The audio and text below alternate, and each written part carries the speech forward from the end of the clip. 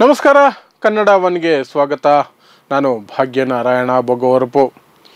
ಮೋದಿ ಈ ಬಾರಿ 400 ಪಾರ್ ಆಗಿ ಅಧಿಕಾರಕ್ಕೆ ಬರ್ತಾರೆ ಅಂತ ಚುನಾವಣೆಗಳು ಘೋಷಣೆ ಆಗೋದಕ್ಕೆ ಮೊದಲೇ 5-6 ತಿಂಗಳ ಮೊದಲೇ ಮಾಧ್ಯಮಗಳು ಬಡ ಅಂತ ಬಾಯಿ ಬಡ್ಕೊಂಡು ಜನರನ್ನು ಮಾನಸಿಕವಾಗಿ ಒಂದು ರೀತಿ ಬರೋದು ಮೋದಿನೇ, ನೀವು ವೋಟ್ ಹಾಕಿದ್ರು ಹಾಕದೇ ಹೋದರೂ ಕೂಡ ಅದರಲ್ಲಿ ವ್ಯತ್ಯಾಸ ಆಗೋದಿಲ್ಲ, ಅಂತಿಂಥ ಬಹುಮತ ಅಲ್ಲ, ಯಾರು ಮುಟ್ಟಿ ನೋಡಿಕೊಳ್ಳಬೇಕು ಪ್ರತಿಯೊಬ್ಬರು ಕೂಡ ಅಂತಹ ಬಹುಮತ ಬರುತ್ತೆ ಅನ್ನೋ ರೀತಿಯಲ್ಲಿ ಸೈಕಲಾಜಿಕಲ್ ಆಗಿ ಗೇಮ್ ಆಡಿ ಗೋಧಿ ಮಾಧ್ಯಮಗಳು, BJP ಗುಲಾಮ ಮಾಧ್ಯಮಗಳು, ಮಾರಿಕೊಂಡ ಮಾಧ್ಯಮಗಳು ಈ ದೇಶಕ್ಕೆ ದ್ರೋಹ ಬಗೆದಿರುವಂತಹದ್ದು ನಮಗೆಲ್ಲರಿಗೂ ಕೂಡ ಎಕ್ಸಿಟ್ ಪೋಲ್ಗಳ ಸಂಖ್ಯೆಯನ್ನು ಮತ್ತು ಕೊನೆಯಲ್ಲಿ ಬಂದಿರುವಂತಹ ಫಲಿತಾಂಶವನ್ನು ಕಂಪೇರ್ ಮಾಡಿ ನೋಡಿದರೆ ಸ್ಪಷ್ಟವಾಗಿ ಅರ್ಥ ಆಗುತ್ತೆ.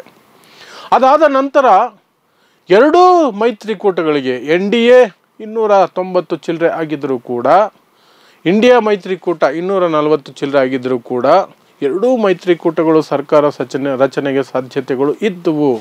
ಯಾಕಿದ್ವು ಅಂದರೆ, ಇಂಡಿಯಾ ಮೈತ್ರಿಕೂಟ ಇದೆಯಲ್ಲ ಅದನ್ನು ಹುಟ್ಟು ಹಾಕಿದ್ದೇ JDUನ ನಿತೀಶ್ ಕುಮಾರ್ ಅವರೇ ಮೊದಲಿಗೆ ಇಂತಹದ್ದೊಂದು ಮೈತ್ರಿಕೂಟವನ್ನು ಮಾಡಿಕೊಳ್ಳಬೇಕು, ಎಲ್ಲರೂ ಒಟ್ಟಾರೆಯಾಗಿ BJPಯ ಸೋಲಿಗೆ ಪ್ರಯತ್ನ ಪಡಬೇಕು, ಆ ಮೂಲಕ ಮೋದಿ ಸರ್ಕಾರವನ್ನು ಕಿತ್ತೆಸೀಬೇಕು ಅಂತ ಪ್ರಯತ್ನವನ್ನು ಆರಂಭಿಸಿದರು. ಅದಕ್ಕೆ ಕಾಂಗ್ರೆಸ್ ನಂತರ ಸೇರಿಕೊಳ್ತು. ಆದರೆ ಅದರಲ್ಲಿ ಹೊಂದಾಣಿಕೆ ಆಗದ ಕಾರಣ ನಿತೀಶ್ ಕುಮಾರೇ ತಾವು ಆರಂಭಿಸಿದಂತಹ ಮೈತ್ರಿಕೂಟದಿಂದ ಹೊರಗೆ ನಡೆದರು. ಕೇವಲ ಹೊರ ನಡೆಯಲಿಲ್ಲ, ಆ ಮೈತ್ರಿಕೂಟದ ಬಿಹಾರ ಸರ್ಕಾರವನ್ನು ಕೂಡ ಬಿಟ್ಟು BJP ಜೊತೆ ಸೇರಿಕೊಂಡು ಮತ್ತೆ BJP ಸರ್ಕಾರವನ್ನು ಬಿಹಾರಲ್ಲೂ ತಂದರು. ಇಲ್ಲಿ ಲೋಕಸಭಾ ಚುನಾವಣೆಗಳಲ್ಲಿ NDA ಭಾಗವಾಗಿ ಚುನಾವಣೆಗಳನ್ನು ಎದುರಿಸಿದ್ರು. ಹಾಗಾಗಿ ಚುನಾವಣಾ ಫಲಿತಾಂಶಗಳು ಬಂದ ನಂತರ BJPಯನ್ನು ಜನ ತಿರಸ್ಕಾರ ಮಾಡಿದ್ದಾರೆ, ಮೋದಿಯನ್ನು ತಿರಸ್ಕಾರ ಮಾಡಿದ್ದಾರೆ ಅಂತ ಫಲಿತಾಂಶಗಳು ಬಂದ ನಂತರ ಒಂದು ಹೋಪ್ ಇತ್ತು ಇಂಡಿಯಾ ಒಕ್ಕೂಟಕ್ಕೆ ನಿತೀಶ್ ಕುಮಾರ್ ಅವರನ್ನು ಕರ್ಕೊಳ್ಳಬಹುದು, ಸುಲಭ ಆಗಬಹುದು ಅಂತ. ಯಾಕೆ ಸುಲಭ ಆಗಬಹುದು ಅನ್ನುವಂತಹದ್ದು ಅಂತಾರೆ, ನಿತೀಶ್ ಕುಮಾರ್ಗೆ ಮೈತ್ರಿಗಳನ್ನು ಬದಲಾಯಿಸೋದು ಅಥವಾ ತನ್ನ ಟೀಮನ್ನು ಬದಲಾಯಿಸೋದು ನೀರು ಕುಡಿದಷ್ಟು ಸುಲಭ. ಕಳೆದ 7 ವರ್ಷಗಳಲ್ಲಿ 4-5 ಬಾರಿ ಅವರು ಇದನ್ನು ಮಾಡಿದ್ದಾರೆ. ಕಾಂಗ್ರೆಸ್ RJD ಜೊತೆ ಕೂಡ ಒಂದಷ್ಟು ದಿನ ಸರ್ಕಾರ ನಡೆಸ್ತಾರೆ, ದಿಢೀರಂತ BJP ಕಡೆ ಬರ್ತಾರೆ, NDA ಭಾಗವಾಗ್ತಾರೆ, ಅಲ್ಲೂ ಮುಖ್ಯಮಂತ್ರಿಯಾಗಿ ಸರ್ಕಾರ ರಚನೆ ಮಾಡ್ತಾರೆ, 1.5 ವರ್ಷ 2 ವರ್ಷ ಅಲ್ಲಿರ್ತಾರೆ, ಮತ್ತೆ ಈ ಕಡೆ ಜಂಪ್ ಆಗ್ತಾರೆ. ಈ ಎಲ್ಲ ಹಿನ್ನೆಲೆಯಲ್ಲಿ ನಿತೀಶ್ ಕುಮಾರ್ ಅವರನ್ನು ಕರ್ಕೊಂಡ್ಬರೋದು ಈಸಿ ಅನ್ನುವಂತಹ ಮನೋಭಾವನೆ ಇಂಡಿಯಾ ಒಕ್ಕೂಟಕ್ಕಿತ್ತು. ಅದು ಪ್ರಯತ್ನವನ್ನು ಕೂಡ ಮಾಡಿತ್ತು. ಒಂದು ಮೂಲದ ಪ್ರಕಾರ ನಿತೀಶ್ ಕುಮಾರ್ ಅವರಿಗೆ ಪ್ರಧಾನಿ ಪಟ್ಟವನ್ನೇ ಆಫರ್ ಮಾಡಲಾಗಿತ್ತು. ಅದು ಎಷ್ಟು ಸತ್ಯವೋ ಗೊತ್ತಿಲ್ಲ, ಒಪ್ಕೊಂಡಿಲ್ಲ ನಿತೀಶ್ ಕುಮಾರ್ ಅಂತಾರೆ, ಅದೆಷ್ಟು ಸತ್ಯವೋ ಗೊತ್ತಿಲ್ಲ.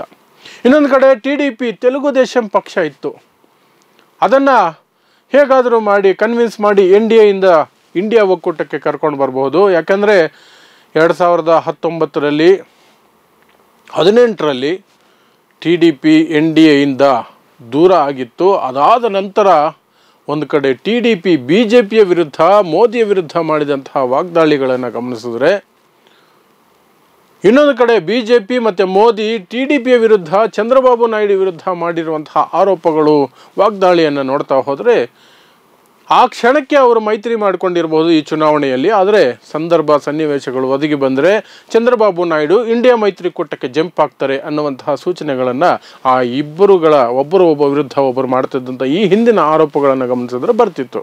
ಆದರೆ ಚಂದ್ರಬಾಬು ನಾಯ್ಡು ಕೂಡ ಅದಕ್ಕೆ ಸ್ಪಂದಿಸಲಿಲ್ಲ ಇಂಡಿಯಾ ಒಕ್ಕೂಟದ ಕರೆಗಳಿಗೆ ಅಂತ ಹೇಳಲಾಗ್ತಿದೆ. ಇದೆಲ್ಲದರ ಹಿನ್ನೆಲೆಯಲ್ಲಿ NDA ಒಕ್ಕೂಟ ಸರ್ಕಾರ ರಚನೆಗೆ ಮುಂದಾಗಿದೆ.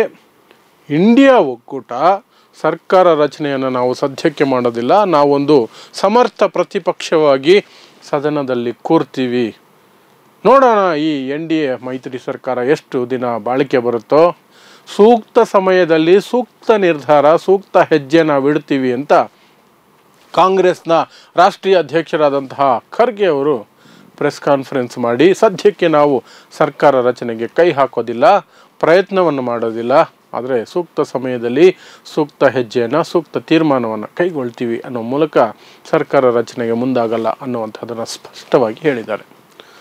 ಹಾಗಾದರೆ ಯಾಕೆ ಇಂಡಿಯಾ ಒಕ್ಕೂಟ ಸರ್ಕಾರ ರಚನೆಗೆ ಮುಂದಾಗಲಿಲ್ಲ ಅನ್ನುವಂಥದ್ದು? ಸರ್ಕಾರ ರಚನೆಗೆ ಮುಂದಾಗುವುದು ಯಾವ ದೊಡ್ಡ ವಿಚಾರನೂ ಅಲ್ಲ, ಸಣ್ಣ ಪ್ರಯತ್ನವನ್ನು ಅವ್ರು ಮಾಡಿದ್ರು. JDU ಮತ್ತು ಒಂದು ಕಡೆ TDP ಚಂದ್ರಬಾಬು ನಾಯ್ಡು ಅವರನ್ನು ಸಂಪರ್ಕ ಮಾಡುವ ಪ್ರಯತ್ನದ ಮೂಲಕ ಅದನ್ನು ಸಣ್ಣ ಮಟ್ಟದಲ್ಲಿ ಮಾಡಿದ್ರೆ ಹೊರತು ಜಿದ್ದಿಗೆ ಬಿದ್ದು ಮಾಡಲಿಲ್ಲ. ಇನ್ನು ಬೇರೆ ಪಕ್ಷಗಳನ್ನಂತೂ ಅವರು ಮುಟ್ಟೋಕ್ಕೆ ಹೋಗಲಿಲ್ಲ, ಮಾತಾಡ್ಸೋಕ್ಕೆ ಹೋಗಲಿಲ್ಲ. ಅವರಿಗೆ ಅವಕಾಶ ಇತ್ತು.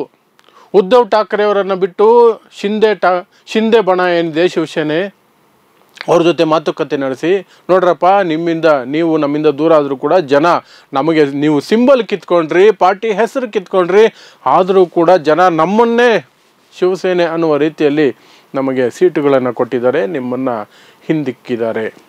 ಅದೇ ರೀತಿ ಅಜಿತ್ ಪವಾರ್, ಶರದ್ ಪವಾರ್ ಬಣಗಳನ್ನು ಕೂಡ ಒಗ್ಗೂಡಿಸೋ ಪ್ರಯತ್ನ ಮಾಡ್ಬೋದಾಗಿತ್ತು. ಅಜಿತ್ ಪವಾರ್ಗೆ ಶರದ್ ಪವಾರ್ ಹೇಳ್ಬೋದಾಗಿತ್ತು, ನೀನು ನನ್ನ ಪಾರ್ಟಿ ಹೆಸರು ಕಿತ್ಕೊಂಡೆ, ಸಿಂಬಲ್ ಕಿತ್ಕೊಂಡೆ, ಆದರೂ ಕೂಡ ಜನ ನಿನ್ನನ್ನು NCP ಅಂತ ಒಪ್ಕೊಂಡಿಲ್ಲ, ನನ್ನನ್ನೇ ಒರಿಜಿನಲ್ NCP ಅಂತ ಒಪ್ಕೊಂಡಿರೋದ್ರಿಂದ ರಾಜಕೀಯ ಭವಿಷ್ಯಕ್ಕಾಗಿ ನೀನು ನನ್ನ ಕಡೆ ಬರಬಹುದು ಅಂತ ಪ್ರಯತ್ನ ಮಾಡಬಹುದಿತ್ತು. ಆದರೆ ಈ ಪ್ರಯತ್ನಗಳನ್ನು ಇಂಡಿಯಾ ಒಕ್ಕೂಟ ಮಾಡಲಿಲ್ಲ.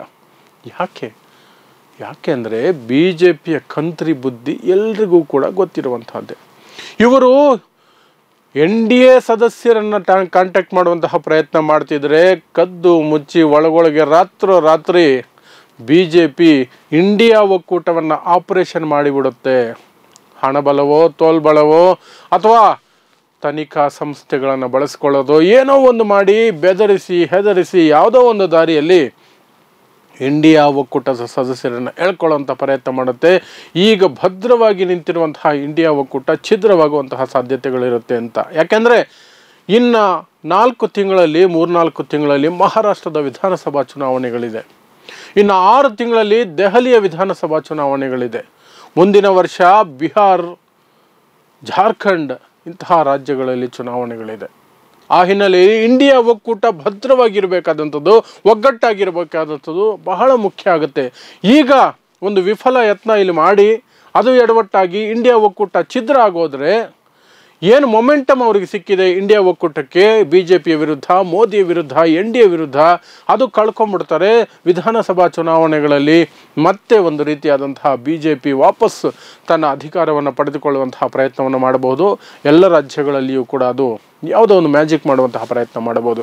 ಸೊ ಅದಕ್ಕೆ ಅವಕಾಶ ಕೊಡಬಾರದು ಅನ್ನೋ ಕಾರಣಕ್ಕಾಗಿಯೇ ಇಂಡಿಯಾ ಒಕ್ಕೂಟ ಸದ್ಯಕ್ಕೆ ಕೇಂದ್ರದಲ್ಲಿ ಸರ್ಕಾರ ರಚನೆಯ ಯಾವ ಪ್ರಯತ್ನಗಳನ್ನು ಕೂಡ ಮಾಡದೇ ಇರೋದಕ್ಕೆ ಒಂದು ನಿರ್ಧಾರವನ್ನು ಮಾಡಿಕೊಂಡಿದೆ. ಸೊ ಇದು ಮುಂದಿನ ದಿನಗಳಲ್ಲಿ ಯಾವ ತಿರುವನ್ನು ಪಡ್ಕೊಳ್ಳುತ್ತೆ, ಯಾವ ರೀತಿ ಮುಂದಕ್ಕೆ ಹೋಗುತ್ತೆ. ಕಳೆದ 10 ವರ್ಷಗಳಲ್ಲಿ ಅಧಿಕೃತ ವಿರೋಧ ಪಕ್ಷದ ನಾಯಕನನ್ನು ನಮ್ಮ ದೇಶ ಕಂಡಿಲ್ಲ.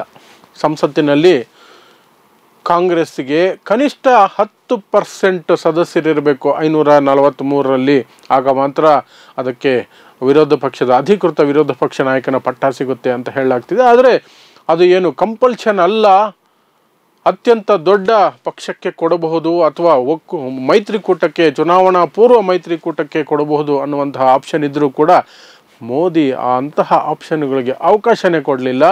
ವಿರೋಧ ಪಕ್ಷದ ಅಧಿಕೃತ ನಾಯಕನಿಲ್ಲದೇನೆ ಈ ದೇಶ 10 ವರ್ಷಗಳ ಕಾಲ ಸರ್ವೈವ್ ಆಗಿ ಬಂದಿದೆ. ಈಗ 10 ವರ್ಷಗಳಲ್ಲಿ ಮೊದಲನೇ ಬಾರಿಗೆ ಅಧಿಕೃತವಾಗಿ ಒಬ್ಬ ವಿರೋಧ ಪಕ್ಷದ ನಾಯಕ ಕಾಂಗ್ರೆಸ್ ಕಡೆಯಿಂದ ಇರುವಂತಹ ಸಾಧ್ಯತೆ, ಇದಕ್ಕೆ ಅವಕಾಶ ಜನ ಮಾಡಿಕೊಟ್ಟಿದ್ದಾರೆ. 99 ಸ್ಥಾನಗಳನ್ನು ಕಾಂಗ್ರೆಸ್ ಗೆದ್ಕೊಂಡಿದೆ. ಆ ಮೂಲಕ ಅಧಿಕೃತ ಏನು ವಿರೋಧ ಪಕ್ಷದ ನಾಯಕನ ಸ್ಥಾನ ಇದೆ ಅದನ್ನು ಕೊಡೋದಕ್ಕೆ ಯಾವ ಅಡ್ಡಿಯೂ ಇಲ್ಲ. ಮತ್ತು ಮೋದಿ ಆಗಲಿ NDA ಆಗಲಿ ಯಾರೂ ಕೂಡ ಅದನ್ನು ತಡೆಯೋದಕ್ಕೆ ಸಾಧ್ಯವೇ ಇಲ್ಲ. ವಿರೋಧ ಪಕ್ಷದ ನಾಯಕ ಅಂದರೆ ಅದು ಕ್ಯಾಬಿನೆಟ್ ಮಿನಿಸ್ಟರ್ ದರ್ಜೆಯ ಒಂದು ಪೋಸ್ಟು ಅಂತ, ಅದೇ ಭತ್ಯೆಗಳು, ಅದೇ ಪವರ್ಸು ಎಲ್ಲವೂ ಕೂಡ ಇರ್ತವೆ. ಮತ್ತು ಮೋದಿ ತೆಗೆದುಕೊಳ್ಳುವಂತಹ ಪ್ರತಿಯೊಂದು ನಿರ್ಧಾರಗಳಲ್ಲೂ, ವಿಶೇಷವಾಗಿ ಚುನಾವಣಾ ಆಯೋಗ, ನ್ಯಾಯಾಂಗಕ್ಕೆ ಸಂಬಂಧಪಟ್ಟಂತಹ ವಿಚಾರಗಳಲ್ಲಿ ಆಯ್ಕೆ ಮಾಡುವಂತಹದ್ದು, ಜಡ್ಜ್ಗಳ ಆಯ್ಕೆ ಇರಬಹುದು, ಈ ಕಡೆ ಚುನಾವಣಾ ಆಯೋಗದ ಕಮಿಷನರು, ಮುಖ್ಯ ಕಮಿಷನರ್ ಆಗಿರಬಹುದು, ಅವರ ಆಯ್ಕೆಗಳಿರಬಹುದು, ಬೇರೆ ಎಲ್ಲ ವಿಚಾರಗಳಲ್ಲಿಯೂ ಕೂಡ ಒಂದು ಸಮಿತಿ ಮಾಡಿದರೆ ಅದರಲ್ಲಿ ಅಧಿಕೃತವಾದಂತಹ ವಿರೋಧ ಪಕ್ಷದ ನಾಯಕನ ಅಭಿಪ್ರಾಯ ಬೇಕೇ ಬೇಕು, ವೋಟಿಂಗ್ ಬೇಕೇ ಬೇಕು, ಆತನ ಉಪಸ್ಥಿತಿ ಇರಬೇಕಾಗುತ್ತೆ. ಪ್ರತಿಯೊಂದು ವಿಚಾರಕ್ಕೂ ಕೂಡ ಯಾರು ಅಧಿಕೃತವಾಗಿ ವಿರೋಧ ಪಕ್ಷದ ನಾಯಕ ಆಗಿ ಆಯ್ಕೆ ಆಗ್ತಾರೋ ಅದು at the moment Rahul Gandhi ಅಂತ ಹೇಳಲಾಗ್ತಿದೆ. ಯಾವ ರಾಹುಲ್ ಗಾಂಧಿ, ಯಾರು ರಾಹುಲ್ ಅಂತ ಪ್ರಶ್ನೆ ಮಾಡಿದರು ಮೋದಿ. ಅಂತಹ ರಾಹುಲ್ ಗಾಂಧಿಯ ಅಭಿಪ್ರಾಯವನ್ನು ರಾಹುಲ್ ಗಾಂಧಿ ಎದುರಿಗೆ ಕೂತ್ಕೊಂಡು ಮೋದಿ ತೆಗೆದುಕೊಳ್ಳಬೇಕಾಗತ್ತೆ. ಇಂತಹ ಒಂದು ಆಯ್ಕೆ ಪ್ರಕ್ರಿಯೆಗಳು ಬಂದಾಗ ಕಮಿಷನರ್ಗಳ ಆಯ್ಕೆ ಆಗಿರಬಹುದು ಅಥವಾ ಸೇನೆಯಲ್ಲಿ ಏನು ದೊಡ್ಡ ದೊಡ್ಡ ಹುದ್ದೆಗಳಿಗೆ ಯಾರನ್ನು ನೇಮಿಸಬೇಕು ಅನ್ನುವಂತಹ ನೇಮಕಾತಿಗಳ ವಿಚಾರಗಳ ಆಯ್ಕೆಗಳಾಗಿರ್ಬೋದು, ಪ್ರತಿಯೊಂದು ವಿಚಾರದಲ್ಲಿಯೂ ಕೂಡ ವಿರೋಧ ಪಕ್ಷದ ನಾಯಕನಾಗಿ ರಾಹುಲ್ ಗಾಂಧಿ ಆಯ್ಕೆಯಾದರೆ ಮೋದಿ ವಿರೋಧ ಪಕ್ಷದ ನಾಯಕನ ಸ್ಥಾನದಲ್ಲಿರುವಂತಹ ರಾಹುಲ್ ಗಾಂಧಿಯ ಅಭಿಪ್ರಾಯವನ್ನು ಪಡ್ಕೊಳ್ಳೇಬೇಕಾಗತ್ತೆ. ಸೊ ಇದೆಲ್ಲದರ ನಡುವೆ ಪ್ಲಸ್ ಮಿತ್ರ ಪಕ್ಷಗಳಿಂದ ಬರುವಂತಹ ಒತ್ತಡಗಳು, ಬೇಡಿಕೆಗಳು, ಅವರ ದಿನ ಬೆಳಗಾದರೆ ಅವರ ಒಪ್ಪಿಗೆ ಇಲ್ಲದೆ ಏನು ಮಾಡದೇ ಇರುವಂತಹ ಸನ್ನಿವೇಶ, ಇದೆಲ್ಲದರ ನಡುವೆ ಮೋದಿ ಸರ್ವೈವ್ ಆಗ್ತಾರಾ, ಮೋದಿ ಸರ್ಕಾರ ಸರ್ವೈವ್ ಆಗ್ತದ ಅನ್ನುವಂತಹದ್ದಕ್ಕೆ ಸಾಕಷ್ಟು ಪ್ರಶ್ನಾರ್ಥಕ ಚಿಹ್ನೆಗಳಿರೋದರಿಂದ ಇಂಡಿಯಾ ಒಕ್ಕೂಟ ಸದ್ಯಕ್ಕೆ ಸರ್ಕಾರ ರಚನೆ ಪ್ರಯತ್ನ ಮಾಡೋದಿಲ್ಲ. ನಾವು ಸರಿಯಾದ ಸಮಯದಲ್ಲಿ ಸರಿಯಾದ ಸೂಕ್ತವಾದ ನಿರ್ಧಾರವನ್ನು ಹೆಜ್ಜೆಯನ್ನು ಇಡ್ತೀವಿ ಅಂತ ಒಂದು ಸರಿಯಾದದ್ದೇ ಆದಂತಹ ನಿರ್ಧಾರವನ್ನು ತೆಗೆದುಕೊಂಡಿದೆ ಅಂತ ನನ್ನ ಅಭಿಪ್ರಾಯ. ಸೊ ಮುಂದೇನಾಗುತ್ತೆ ಅನ್ನೋದನ್ನು ನೋಡೋಣ. ಅಲ್ಲಿಯವರೆಗೆ ನೋಡ್ತಾ ಇರಿ ಸಮಾಜಕ್ಕಾಗಿ ಕನ್ನಡ ನ್ಯೂಸ್. ನಮಸ್ಕಾರ.